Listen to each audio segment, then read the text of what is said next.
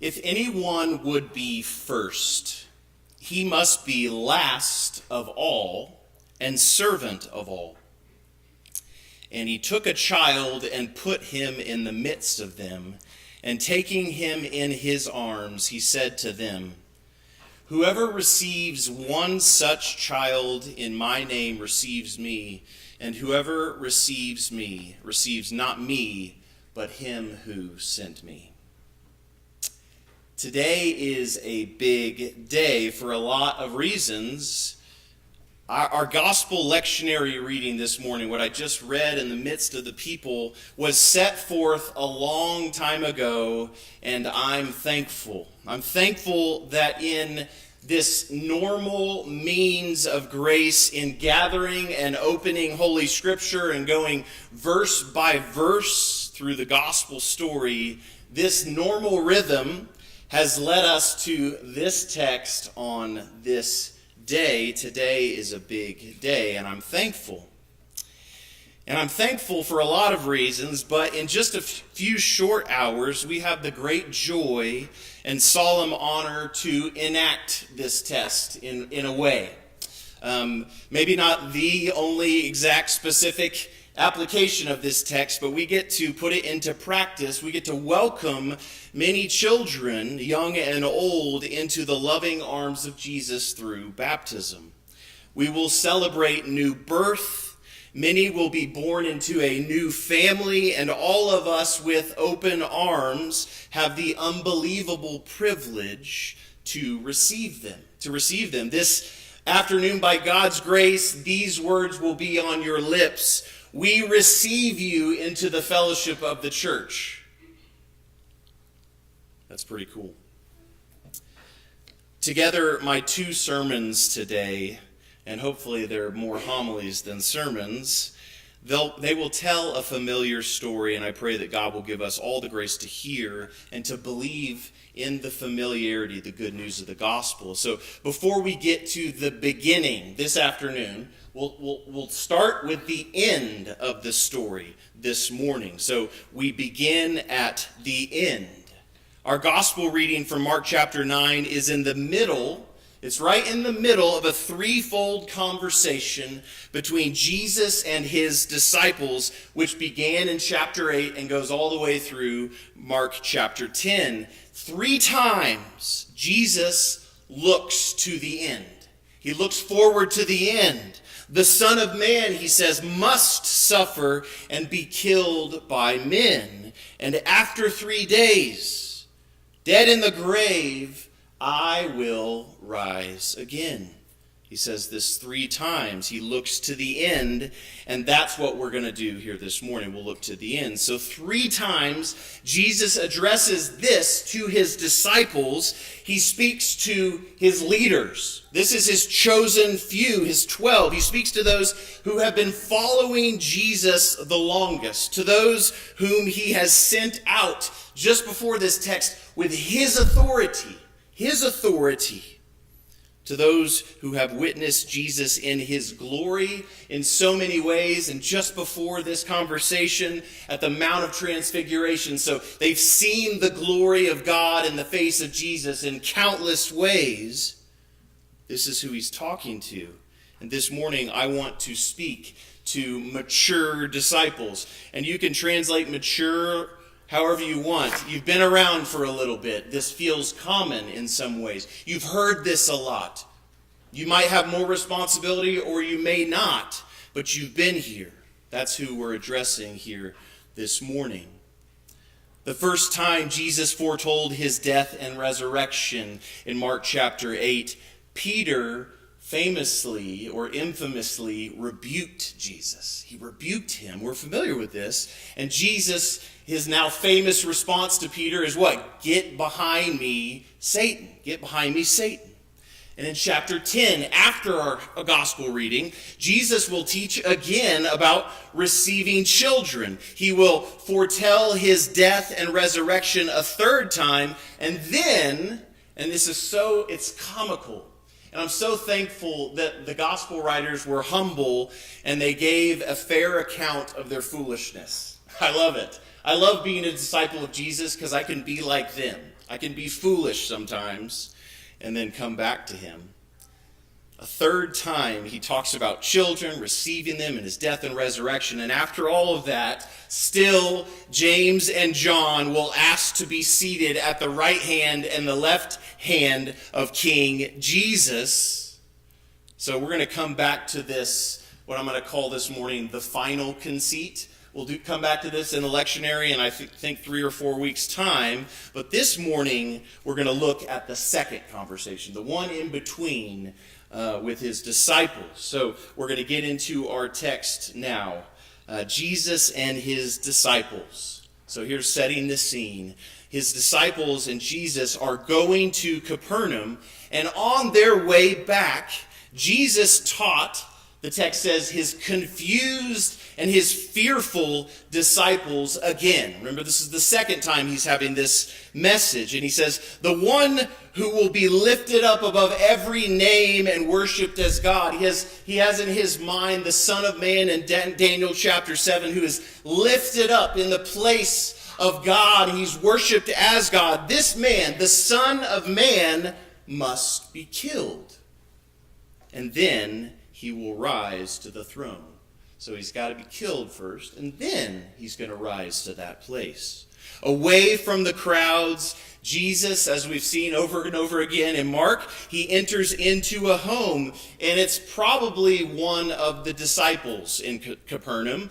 This is attested to in various church traditions, but it doesn't really matter. I like to imagine that they enter into this house, and I imagine that it's Peter's house. I imagine that Peter is there with his wife and children and maybe some servants, unmentioned people so far in the story who are in the house. Because after all, who cares about those women and children and slaves? We are the great ones. Or so the disciples debate among themselves. We are the 12.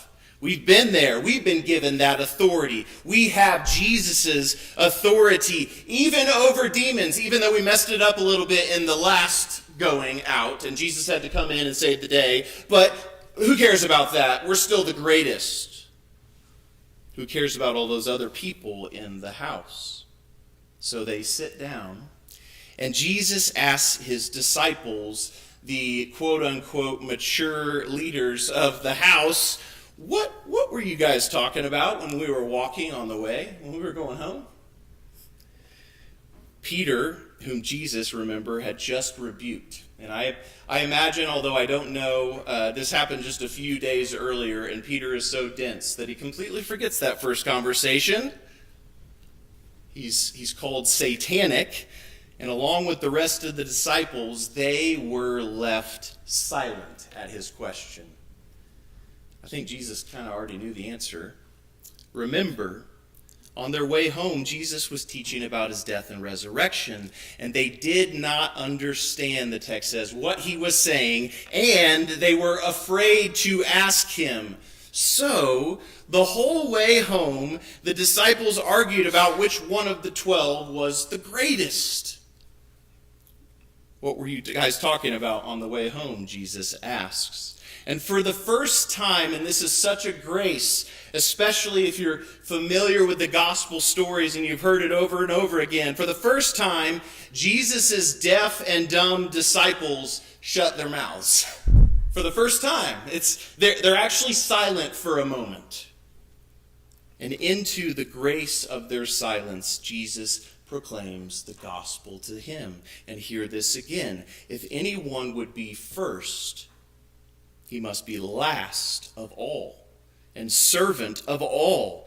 And he took a child and put him in the midst of them, and taking him in his arms, he said to them, whoever receives one such child in my name receives me, and whoever receives me receives not me, but him who sent me, my Father.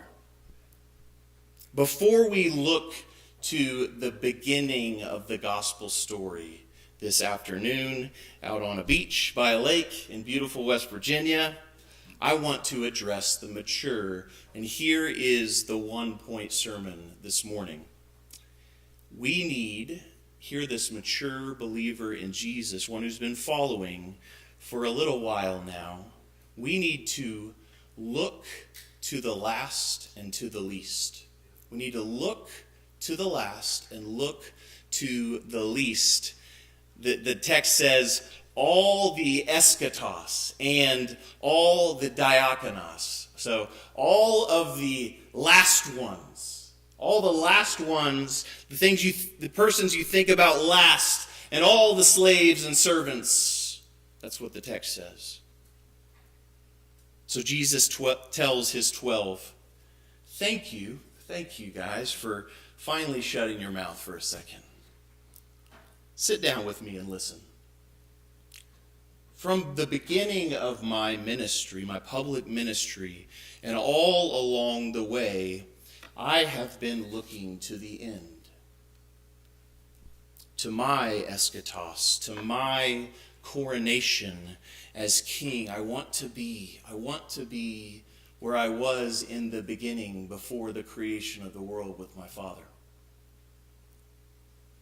I will be lifted up. I will be lifted up on my throne, but first lifted up to die, and then I will be lifted up again to rise in glory.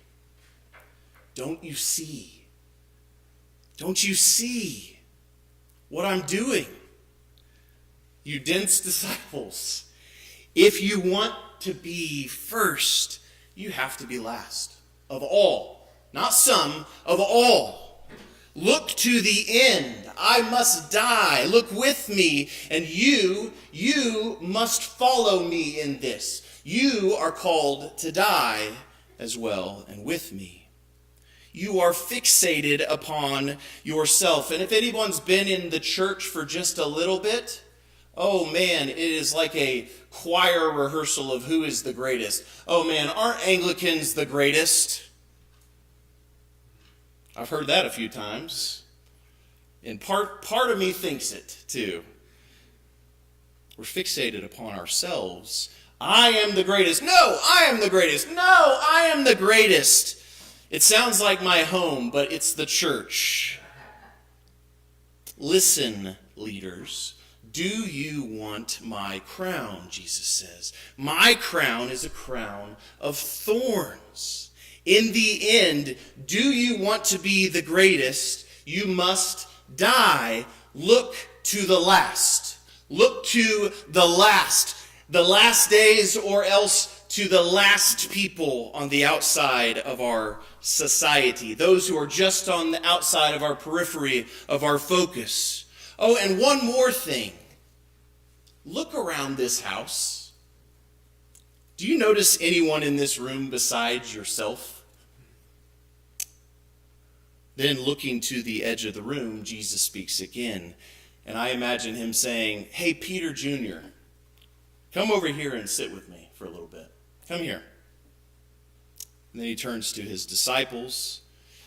And again, I imagine that it's Peter Jr. and Peter sitting there, right there in the front of the disciples, bold and confident Peter. And Jesus says to them again, do you want to be the greatest? Stop looking at yourself and look to the edge of the room. Stop fixating upon the throne. Get your head down and look at the weak and the powerless who are at the margins. Pay attention to those who are the lowest of the low.